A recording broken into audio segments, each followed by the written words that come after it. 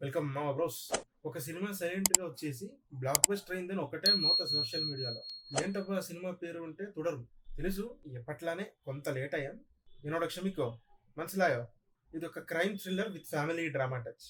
General గా మేము Malayalam crime thrillers కి fans, సినిమాలకే fans.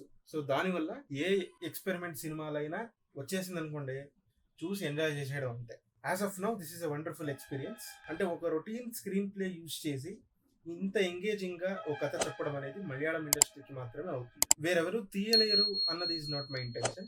As I always say, ఇది మా పర్సనల్ ఒపీనియన్ మాత్రమే. మేకింగ్ టెక్నిక్స్ అన్నది ఒక్కొక్కరు ఒక్కరా తీసుకుంటారు. మలయాళం వాళ్ళు వచ్చేసి రైటింగ్ చాలా స్ట్రాంగ్ గా ఉంటుంది. వాళ్ళ టెక్నికాలిటీస్ అంటే రైటింగే. సొల్లొద్దు మామ, సినిమా ఎక్స్పీరియన్స్ చెప్పమంటే చాలా బాగుంది. కథ సింపుల్ గా ఉంటుంది.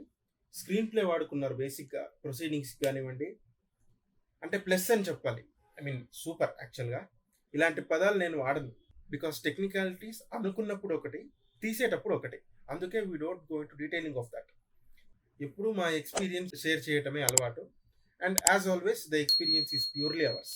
నిజానికి అదిరింది సినిమా. ముందు అనుకోలేదు, మధ్యలో ఆఫ్ చేసి పడుకుందాం, మళ్ళీ పొద్దున్న కంప్లీట్ చేసుకుందాం లేని అనుకున్నా. But once first reel start అయ్యాక ఆఫ్ చేయలేకపోయాం. మొత్తానికి చూసేసి we enjoyed the film, experiencing the crime thriller of this time. ఇకపోతే మంచి సినిమా వచ్చినప్పుడు ఏ భాష అయినా పర్లేదు, దానికోసం మా కాంట్రిబ్యూషన్ సినిమా ప్రమోట్ చేయడం, నలుగురు చూడాలి, వాళ్ళకి నచ్చాలి అన్నది మాకు కావాలి. సరేనా? ఉంటాం, కలుద్దాం మరి.